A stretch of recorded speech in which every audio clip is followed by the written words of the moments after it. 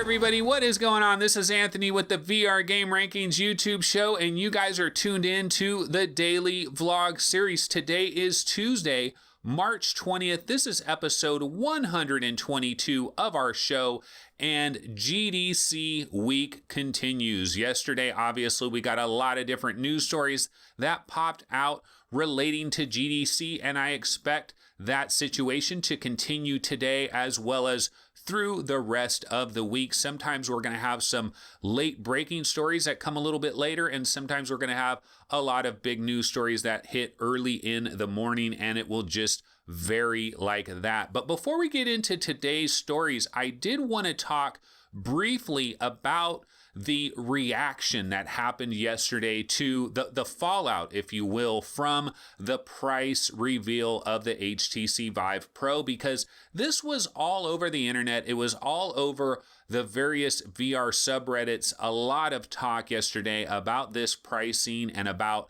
how it kind of caught everybody off guard. We have a lot of HTC Vive fans that were very disappointed and very frustrated by such a high price tag. A lot of these people were ready with open arms to support the HTC Vive Pro if the price was, say, $499 for a a la carte headset. Tons of Vive fans would have bought it at that price. I think even if it was $599.99, I think a lot of Vive fans would have jumped on it at that price. But at $799, I think it's just a situation where a lot of Vive fans are like, you know what, man, I really love the HTC Vive. I want to have a new and improved HTC Vive, but I just can't jump up to that $800 plateau. And I understand that. I understand the frustration.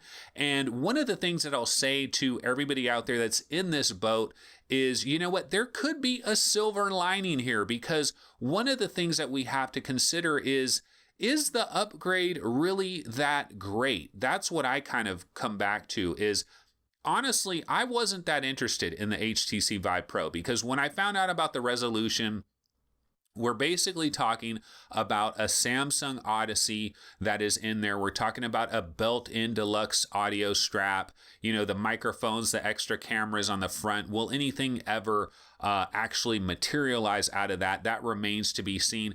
I was hoping for a much bigger boost in resolution myself personally, because when you talk to a lot of Samsung Odyssey owners or people that have tried a Samsung Odyssey, one of the number one things that you hear right away is that menu and text is so much clearer. But another thing that you kind of hear as you talk to these people a little bit more is that the actual gameplay experience, for the most part, is extremely subtle. The differences are very subtle. You don't really notice the differences that much. Now, if you're playing a game with a ton of menus and a ton of text, there is some benefit there. But maybe, just maybe, a lot of these HTC Vive owners that are frustrated, they wanted to make the upgrade, maybe you guys dodged a bullet. Maybe there will be a much better Steam VR headset that could be announced in the very near future, and maybe your pennies would be better spent on that. We're just going to have to see how this all shakes out and see how it plays out. Now, having said all of that, I know there are some of you out there that don't give a damn. You're going to go ahead and pre-order this thing anyway. In fact, most of you have probably already pre-ordered it as we speak here. But one thing I did want to remind some people is that if you are in the USA and if you are planning on pre-ordering an HTC Vive Pro from Amazon.com, don't forget that we do have Amazon associate links that are in the description of this YouTube video. You can click on the link. It'll take you right to the HTC Vive Pro pre-order page for Amazon. And yes, VR Game Rankings, we do get a kickback if you're in the USA, and if you pre-order your HTC Vive Pro and you actually go through with the entire purchase and you receive it and all of that, yes, VR Game Rankings will get a small kickback for that. But you know what? I don't mind marketing this or talking about this because you know what? If you were going to pre-order it from Amazon anyway, who cares? Why not support VR Game Rankings at the same time? I definitely do not want anybody pre-ordering this just to try to help us out. But if you were going to do it anyway, and if you happen to live in the USA and you were going to do it through Amazon, yeah, you can help us out. So why not go ahead and do that? I should have mentioned this yesterday. It was a major mistake on my part. Oh, well, these things happen. Okay, so let's get into the first story of the day. And the first story of the day is budget cuts. Yeah, this was kind of a late news item yesterday. We did not get this early. It came out a little bit later in the day. Now, what did we find out about budget cuts? Well, we found out about a locked-in release date. May 16th is the arrival of the full version of budget cuts. So go ahead and mark that on your calendar. And the price of the game is going to be $30. Now, the best news actually of the entire thing is the fact that we found out that a typical playthrough of the single player game lasts around 7 to 8 hours. And 7 to 8 hours of budget cuts, that sounds like a tremendous amount of game content there, because if you play the actual demo for budget cuts, it lasts around 22 to 25 minutes, depending around how long you take going through that demo. So just imagine having that many 22-minute chunks that would fit into 7 or 8 hours. We're going to get a lot of great content from budget cuts. We've seen some new videos, some new screenshots. The game looks really good. The robots look like they've been kind of redesigned. They look a lot sleeker, a lot more, a better design. They look a little bit more menacing, a little bit scarier, if you will. And the gameplay looks like it's really been buttoned up. It's really been tightened up. The graphics look really clean and crisp.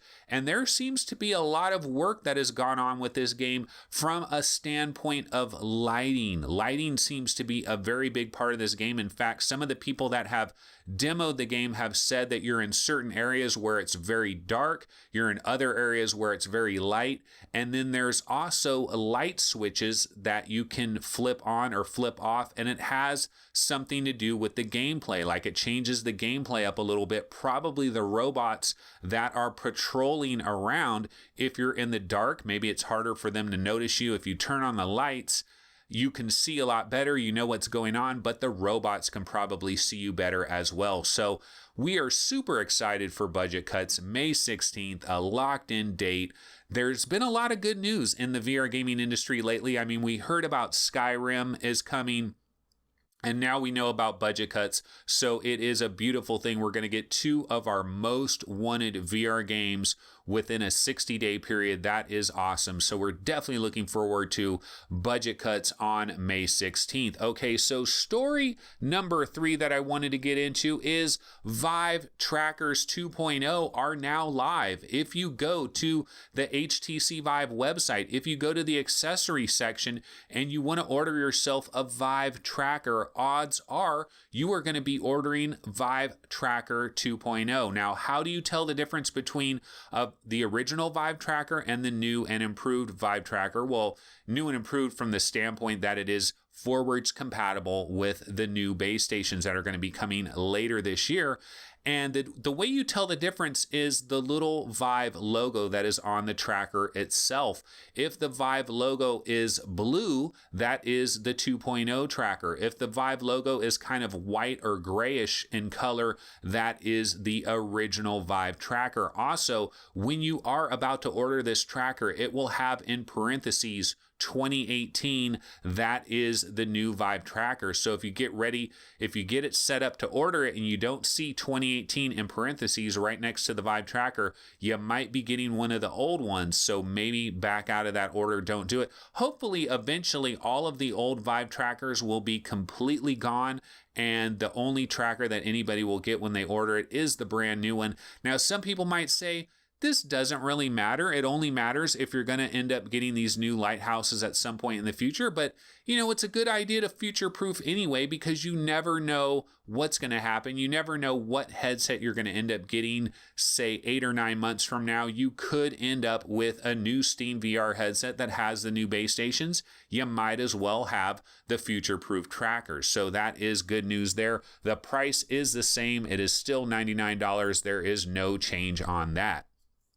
Alrighty, next story of the day is BlazeRush. Yeah, this is not any kind of major GDC news, but I gotta bring this up because BlazeRush is one of my favorite Oculus Rift games there is. This game is outstanding. It is a seated controller-based game, but it is fun on a stick, and you can pick up BlazeRush for a mere $2.99. We're talking $3 for BlazeRush. It is 70% off. I'm not sure how long this sale is going to run, but it is in effect right now. And whenever I bring up the game BlazeRush, the first thing that pops into my mind is rock and roll racing back on the Super Nintendo. Way back in the days, rock and roll racing, I feel like when I'm playing BlazeRush, it's like, oh man, this is rock and roll racing. You got these little cars that are driving right around you, and the little animations that happen, the detail, the smoke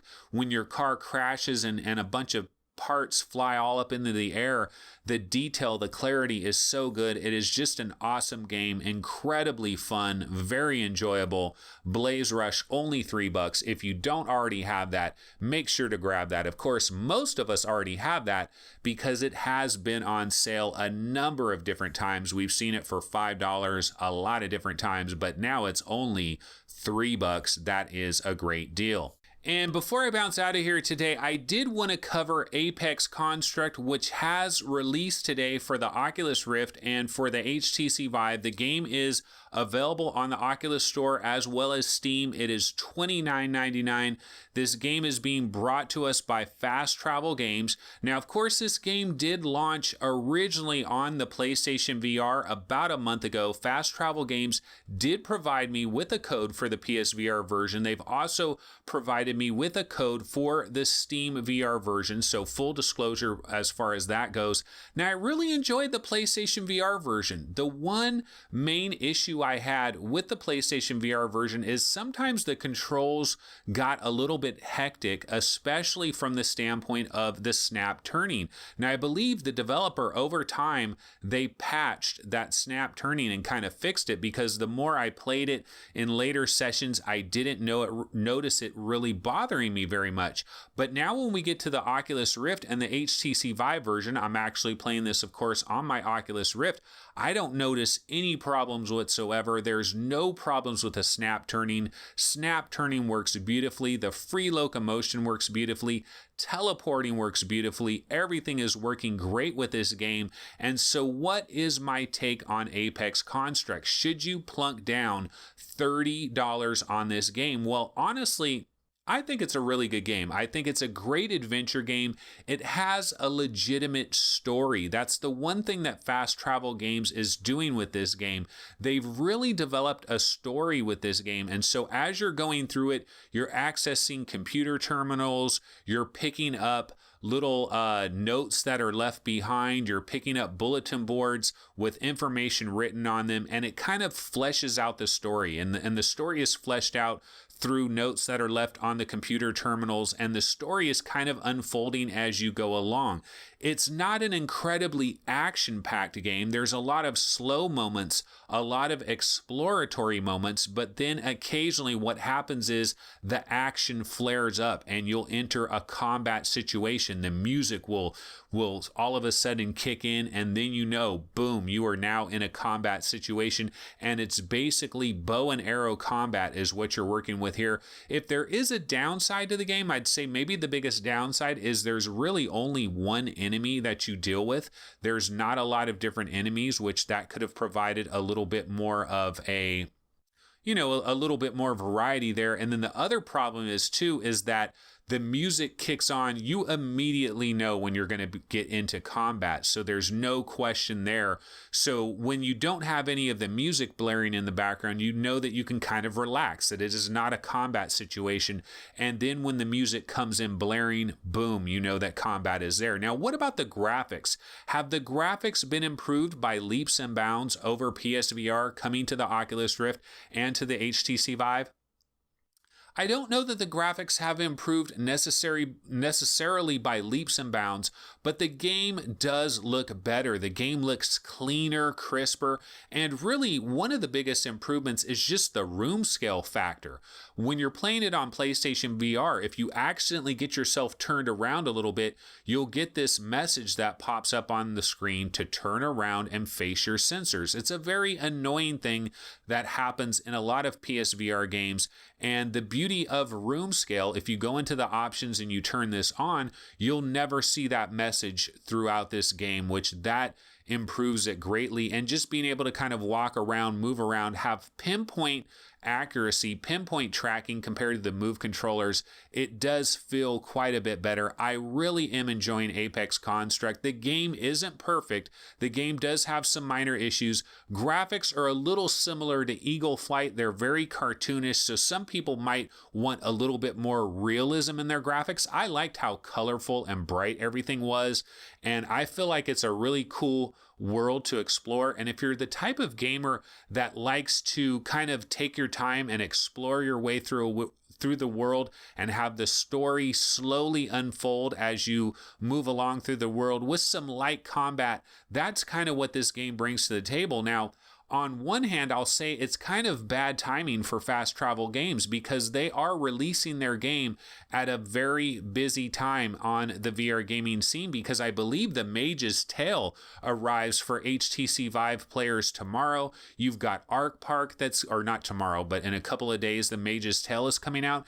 You got Arc Park coming out in a couple days as well. And then, of course, Skyrim VR is just around the corner. So it's very hot and heavy on the VR gaming scene. So, you know, if there's one downside I would say to Apex Construct is the fact that it is a $30 game and there's a lot of other games coming as well. But if you're really into story-based games and you really like exploring and you like that kind of a gameplay loop, I think you could do very well with Apex Construct. So I pretty much recommend it. I haven't completely finished this game. I've gotten to the very last final stage of the game. I'm working my way through the final stage of the game, but I've had a lot of good times with Apex Construct. Alrighty, folks, that's going to go ahead and wrap it up for today's show. This, of course, has been episode 122 of our daily vlog series for Tuesday, March 20th. I, of course, will be back tomorrow on Wednesday. Hopefully a lot more GDC news, some more breaking stories, and some good stuff to sink our teeth into. So I will be back tomorrow. Everybody have a wonderful Tuesday. See you guys tomorrow. Later.